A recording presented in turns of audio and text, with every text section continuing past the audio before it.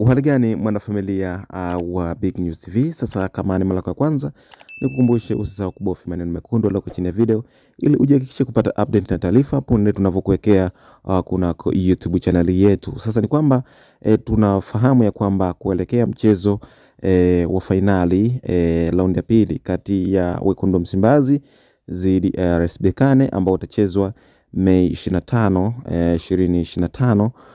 Ni kwamba makocha wote wawili kati ya Wekundu wa Msimbazi pamoja na RS Berkane wamezungumzia kuhusiana na mchezo huu ambao utachezwa kunako tarehe hiyo.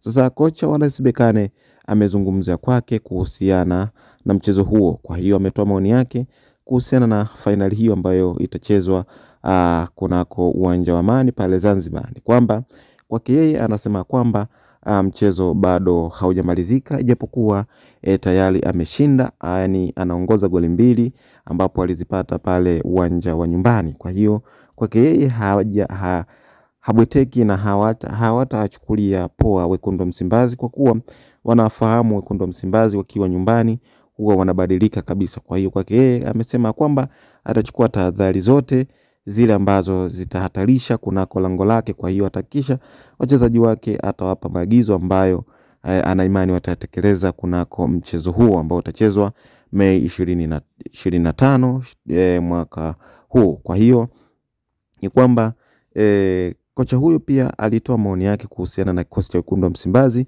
Ni kwamba alisema kwamba kikosi cha Simba kina uwezo wa kiufundi ila changamoto yake kubwa sana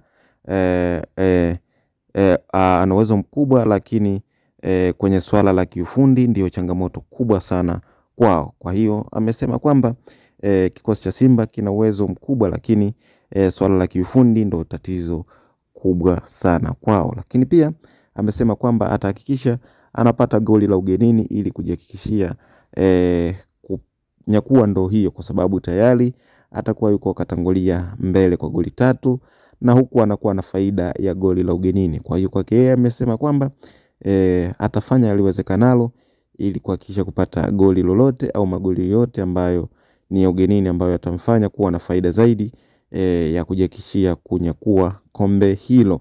Na matumaini yake makubwa amesema kwamba ana uhakika kombe hilo atalinyakua kwa sababu kikosi chake kina uwezo mkubwa kulinganisha na kikosi cha Wekundu wa Msimbazi ambao ni wapinzani wao, na kudai kwamba wachezaji wake wengi asilimia kubwa wana quality, yani kila mchezaji ana uwezo, tofauti na Wekundu wa Msimbazi kwamba ni wachezaji wachache sana ambao wenye uwezo mkubwa, na wachezaji hao wasipocheza vizuri basi timu haitaweza kucheza vizuri, tofauti na kikosi chake yeye ambacho wachezaji wake wote wako vizuri na wana uwezo mkubwa. Kwa hiyo hayo ni maneno ya kocha wa RS Berkane kuelekea mchezo huo ambao utachezwa siku ya Jumapili.